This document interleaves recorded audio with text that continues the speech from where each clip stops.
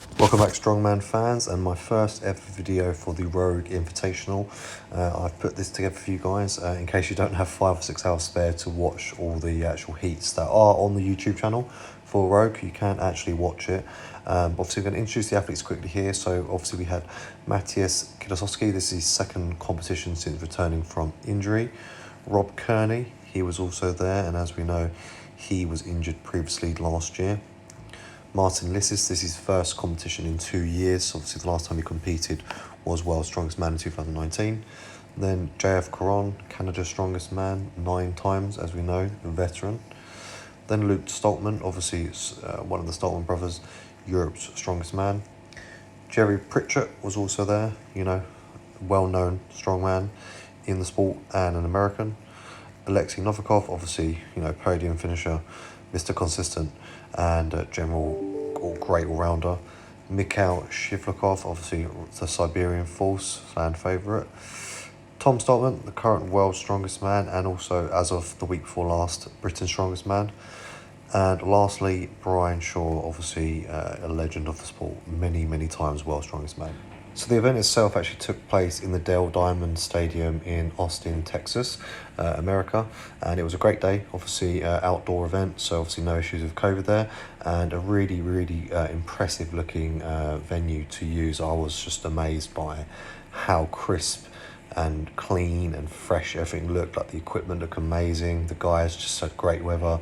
What a fantastic day, and I was really impressed by what I saw from the live stream as well. Like, they've done great jobs here. So first event started off with elephant bar deadlift, and I've shown you JF Caron here because he actually won that first event. He smashed it, and he was saying he came there expecting to pull 1,000 pounds, and he didn't have to do that. No one came close to him actually on the day. So he ended up winning with a successful lift of 420 kilos or 926 pounds. Obviously, second place and third place were claimed by the other two World Strongest Man champions, obviously, i.e. Tom Stoltman and also Martinlicis. So Tom came second and Martin came third. So the order of the deadlifts was actually based upon the weights that the men chose.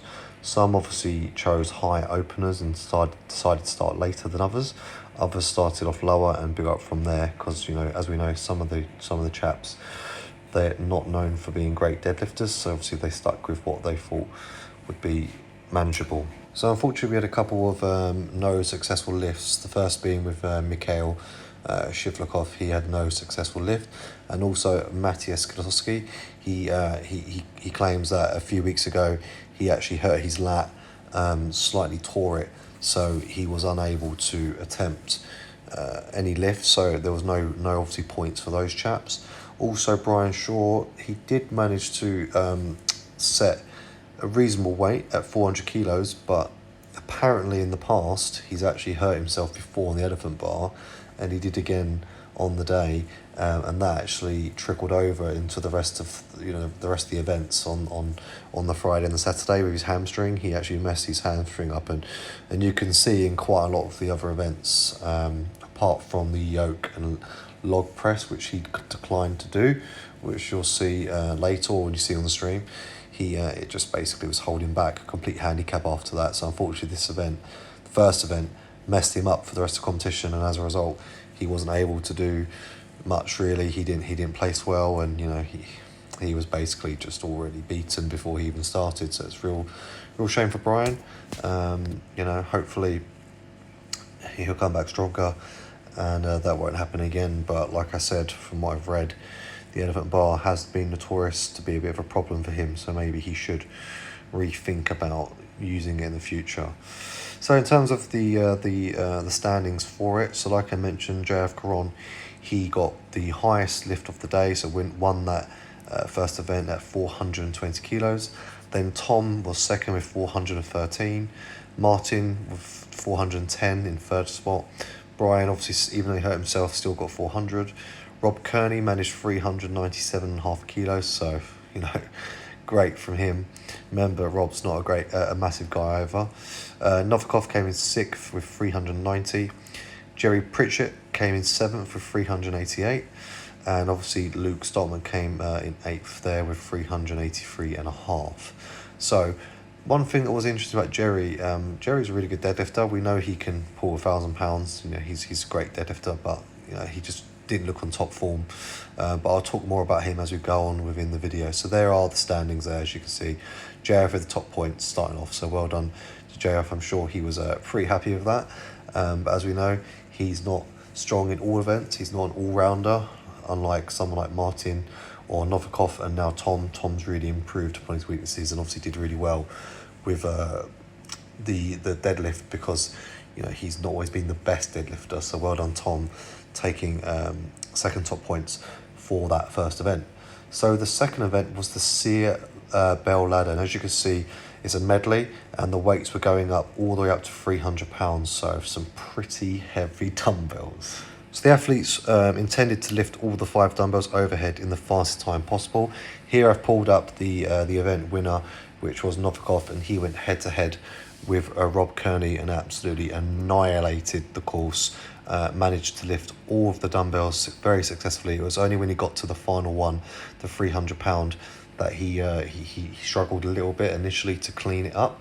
But as you'll see, he gets it, and it's not a problem. In each lift prior to that, I mean, his technique is flawless, and he's got such great static core strength as well. Like, he's got great core strength, great static power, and flexibility to hold himself in those positions. Like, he really is a great dumbbell presser, and I actually think now he has eclipsed Kieliszkowski, because he's obviously got the record for the Sear dumbbell. But I think, you know, now Novikov's proving that he's actually the superior dumbbell presser, and I think moving forward he's going to be the man that, you know, people need to beat, because, you know, he smashed it.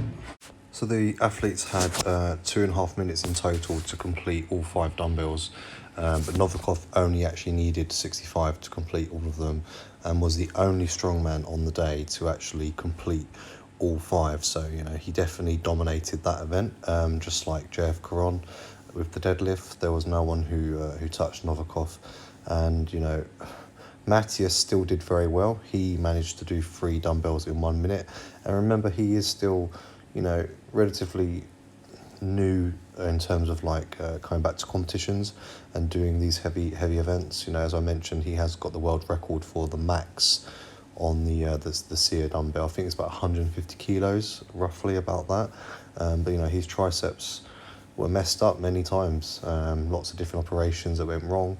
And, you know, he's still not 100%, whereas Novikov has been competing this whole time without any breaks. He's had the odd little niggle here and there, but, you know, he's been winning and he's fresh, and you know, he's just getting better and better with the more comps and experience he gets, whereas Kieliszkowski is, you know, naturally rusty as hell, so still dusting off those cobwebs. But nonetheless, great performance from Matthias to get 3.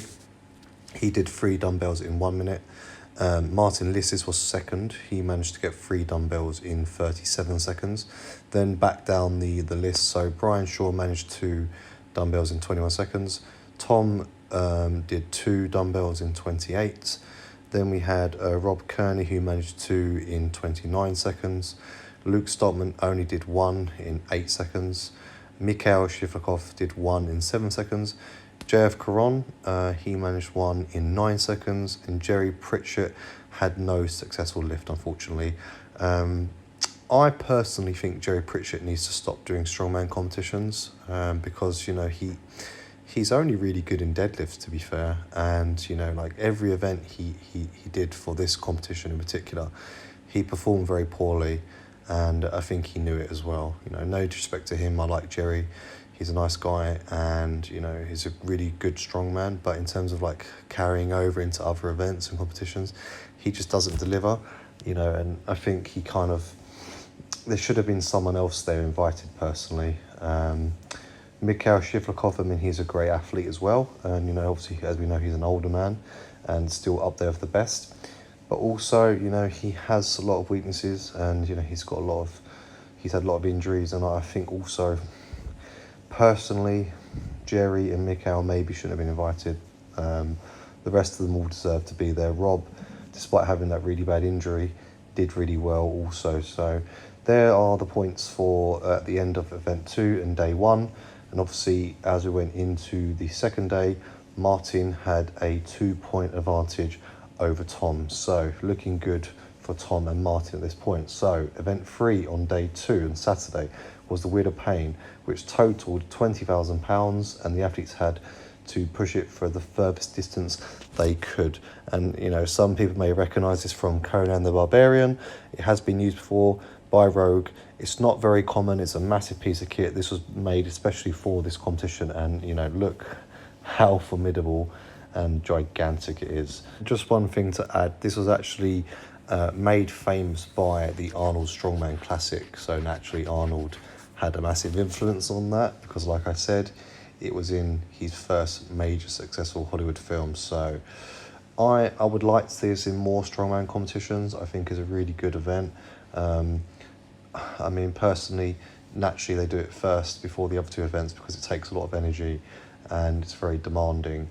But in an ideal world, it would be a different time, because I think it wasn't really fair to do this right before a massive yoke and log press, and then obviously the final stones. So, but obviously that's what Rogue went for, fair enough. And the athletes, they have to do what they have to do. I mean, you've got to admire the conditioning in these chaps, you know, they're doing max lifts back to back with not much rest. You know, they had one rest day in between from the first two events, but let's face it, they still would have been sore and tired from the first day. And the first thing they've got to do is this, and it's grueling. You know, I can only imagine how bloody hard that is, especially in that heat. But fair play to them. So the athletes had 1 minute in total, and you know, it was literally the longest distance wins. Licis Kieliszkowski and martinlicis in particular are known for doing very well in events like this or similar, and they certainly did deliver on that. Tom, however, has never done this, and funny enough, Tom won. Not by, you know, a huge distance over Martin. However, he did still win. So in terms of the standings, so we had Tom in first with 89 feet 3 inches. Martinlicis was 85 feet and 6 inches. Licis Kieliszkowski managed to get 83 foot 6 inches. Novikov was fourth with 76 feet and 3 inches. Luke Stoltman got 73 feet and 9 inches. Rob Kearney, 63 feet 3 inches. Mikhail Shevlikov, 55 feet and 9 inches. Brian Shaw, despite that hamstring injury, managed to get 54 feet and 9 inches. Jerry Pritchett got 50 feet 9 inches. And lastly, JF Caron with a very disappointing score of 29 feet 6 inches. So naturally, he was obviously kicking himself for that, because it was, you know, it was rubbish, to be fair. You know, I'm not gonna say it in any other nicer way. It was disappointing, you know, and personally I think he could have done a lot better, but perhaps the deadlifts took it out for him a little bit from the day before. We don't know. You know, you can't really say it's not because of experience. I mean, like I mentioned, Tom Stoltman never done it and he won it. So, you know, yes, he's a lot younger than JF. You have to remember, JF's like 39, so he's almost at the masters level now. So, you know, and Tom's a lot younger. However, it was still pretty poor. I mean, it's impressive he can push it full stop. You know, not many people in this world would even attempt it or even have any ability to even move it an inch, let alone 20 feet plus. But still, at this level, it wasn't an amazing performance. But from the top three, pretty close, only a couple feet in between. Here's Tom's, you know, really good performance, you know, really, really powerful, strong. And, you know, I was hoping he'd do well. You know, he's got all the things he needs, the strengths. You know, he's got the size, long levers, a lot of mass. Mass moves mass. He's a big boy, as we all know, and that definitely helped him. But naturally, he was hungry. He's the current world's strongest man, and he didn't want to lose. He wanted to win.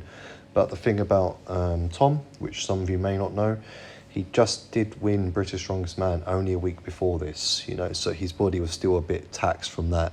He wasn't as fresh as Martin. Martin prepped for this whole time during his recovery and rehab, whereas Tom has been back-to-back competitions. So there are the points at the end of 3 events. You can see there's only 1 point difference between Martin and Tom, and Novikov in the 3rd place spot. So all to play for still, with 2 more events to go. Tom obviously winning his first event, so well done Tom. Martin staying consistent in the 2nd spot there. So the fourth event, the yoke carry with the overhead log medley. As you can see, we've got the weights up there, some big numbers, and Licis Kieliszkowski was actually the winner of this event. It was his first event win, and obviously I'm sure he was very happy about that as well. So the timber yoke actually weighed a total of 455 kilos or 1,000 pound, and this had to be carried 50 feet as fast as possible. Straight after that, then they had to run over to the log press, which weighed 163 kilos or 360 pounds, and they had to complete 3 reps, all within a 2.5 minute time limit. The men had to start behind the starting line, so they had to get into position to pick up the yoke after the starting horn. The fastest time obviously determined the winner of that event. And again, in terms of moving events, we know Martin and Matthias in particular are very, very good at moving events.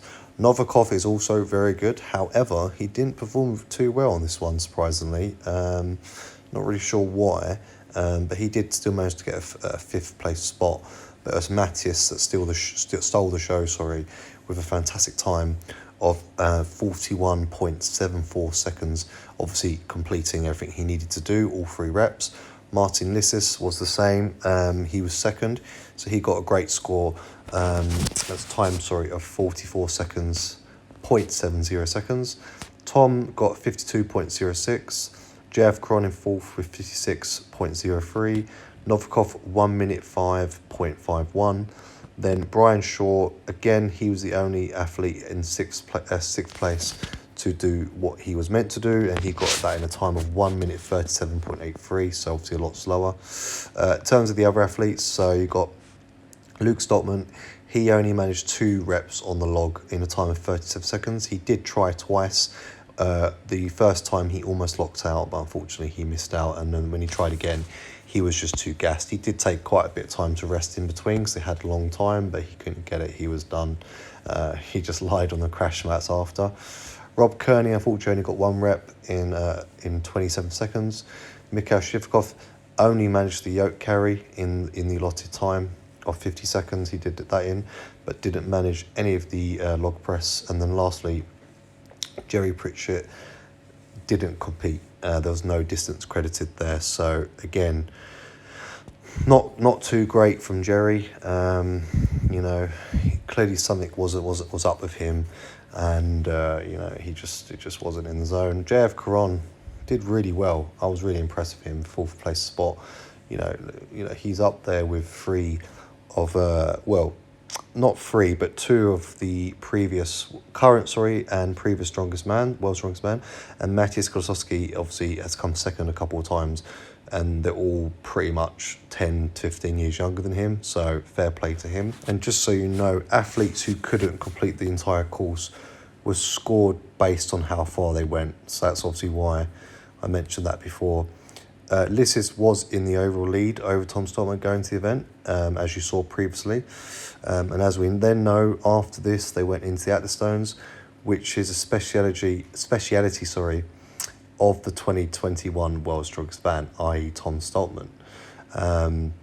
However, Tom had never used those stones before, so we'll get onto that when we finish watching the little recap on this. So as you can see, haven't used my usual footage. So because there's so much footage from this event and it's all available on YouTube for free at Rogue, I've done different snippets for you here, so it's more concise and a slightly different angle and camera setup for you, because I felt like obviously the quality of the content was good that Rogue put on, but there's a lot of time wasted in between where they're filming athletes, filming the crowd, doing little interviews here and there with members of the crowd and fans and whatnot, which is obviously lovely, but it wastes time and it wastes your time as a viewer. So here you've got a lot of the key stuff that went down, so you don't have to watch and skip through stuff that's not really relevant.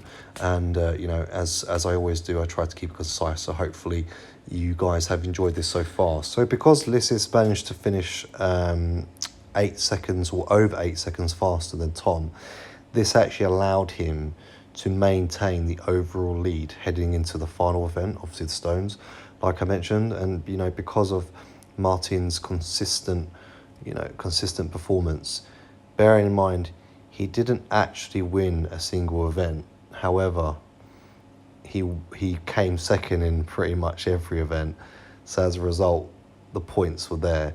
And, you know, Martin really has shown why he is such an incredible strongman, because he had, you know, he's been out of comps for a long time, yet he came back so strong and so focused and powerful. He just couldn't be beaten. All the other athletes were respecting him during the event and obviously after when he won, and, you know, rightfully so. Kieliszkowski has been, I don't think he's lived up to the hype as much for a comeback. You know, he didn't do too bad, obviously, in the current or the last World's Ultimate Strongman. Obviously, you saw he was bitter that he lost to Novikov, but, you know, he still made podium, but he didn't make podium on this competition, disappointingly. And I think in terms of like coming back and setting yourself up and showing people that you're here and be fearful, Martin has done that more probably than Matthias has so far. Obviously, this is his first event, and, you know, he's on home soil as well, I will say. You know, Martin's got the home advantage, and, you know, he has only done this show since he did the last show, World's Strongest Man, whereas Matthias is not on home soil. You've got to take that into account, the heat, you know, not being at home, and also he's come from World's Strongman, and he's still, you know, early days in many ways with his recovery. You know, I'm sure even though he's ready to compete, he probably could do more time off, but he doesn't want to wait anymore, and I can understand why. I'd be exactly the same, you know, as someone who likes to lift and to be strong and fit and healthy. You know, it's nothing worse, month on month, week on week, whatever, to not be able to do what you love. And obviously he competes because he loves it and also wants to win. You know, he wants to set the scene. But Matthias, apart from this event, just didn't shine through. Fair play to him on winning it, and, you know, it's an incredible time, and I can't wait to see him in the next competition, whatever that's going to be. But at Rogue, you know, he didn't really, it was kind of like he was just in the background. He didn't really prove himself, in my opinion. As I mentioned, Novikov was consistent, as always. Tom's current world's strongest man, so he needs to be up there in the podium. Didn't mean he would be, but, you know, he's going to go for that. So these are the points going into the final event. And as you can see, it's a battle between Martin and Tom with only 2-point difference. But Matthias is nipping the heels of Novikov there as well, but only half a point difference for third spot. So well done to Matthias, and obviously Martin and Tom as well, for just taking great times in that fourth event. So, like I mentioned about the Atlas stones, well, it's a stone over the hitching post, so slightly different, not being loaded onto blocks or anything like that, just over the hitching post. And this is obviously a strong event for Luke Stoltman. As we know, he's the king of the stones. However, as Martin has said to him before, I am also the king of the stones, and I have beaten you before, and we know this.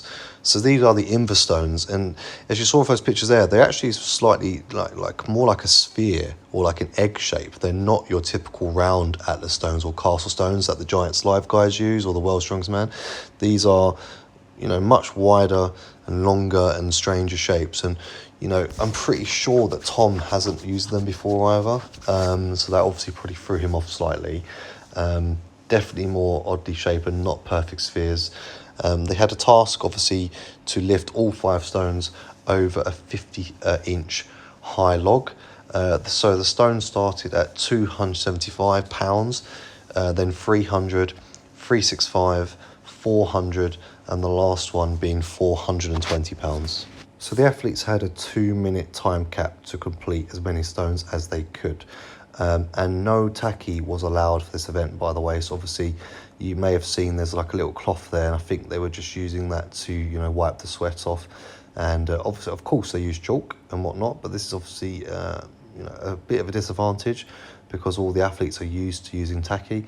That it definitely helps. So it was more raw, different to see, which is good. How they adapt, and, you know, if there's any differences in their performance as a result, because, you know, notoriously if you get used to using something, you're going to be really good at that, and then to do this could have kind of thrown you off.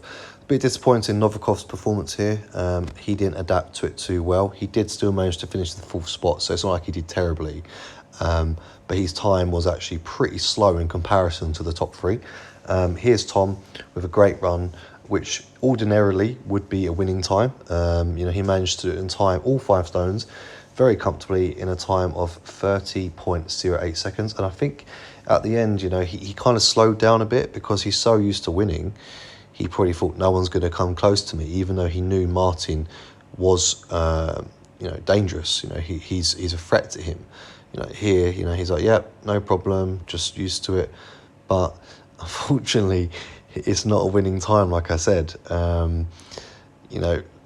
Martin,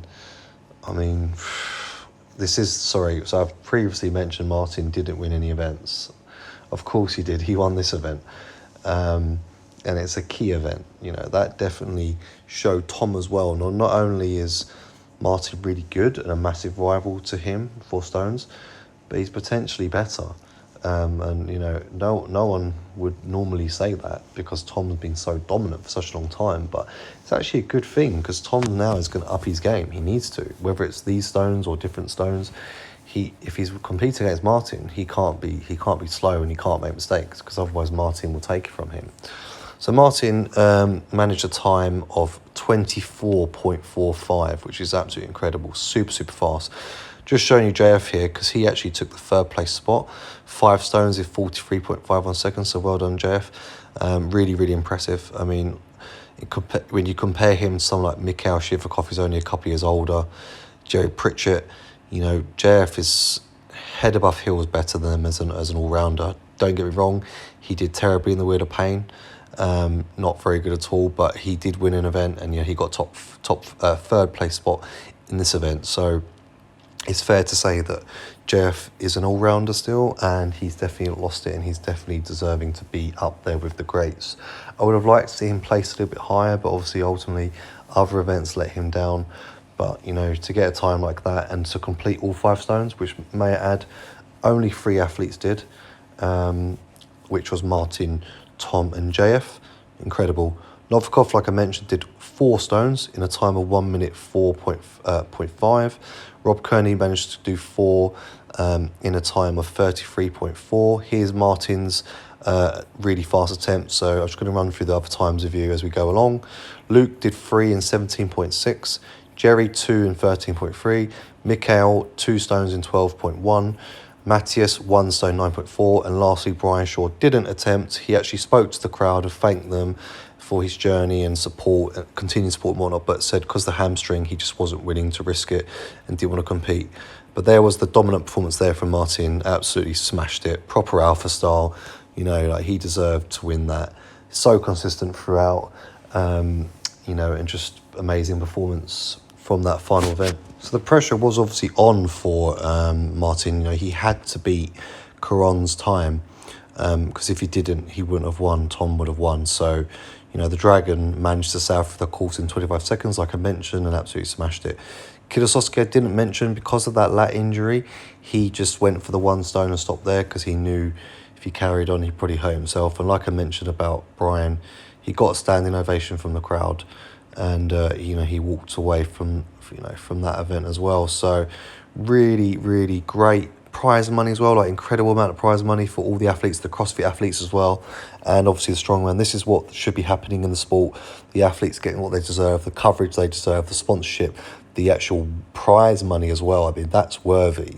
They all won some money. Even Jerry got a little bit of money. People who went down further down the pecking order, they got money, but it's really good to see Rogue investing in the athletes. And, it was such a polished event. This is what I want to see from Strongman. And I think Rogue are setting the scene for the future in Strongman and where it should be, and the type of coverage and live coverage, live streaming, the money you put into it, the quality of equipment and everything else is just second to none. Puts World's Strongest Man to shame, I would say. Should definitely be making other event organisers think about how they do theirs as well, because this is how I want to see events going, and also to attend them. This is the sort of thing I think is worthy of spending your money and time to watch, view, and be part of and promote. So thank you very much, Rogue, and well done to all the athletes. Great competition, absolutely loved it. So hope you enjoyed today's video. If you did, guys, as always, please remember to leave a like, comment, subscribe, and until next time, I'll see you all soon. Amigo and Finis, signing out.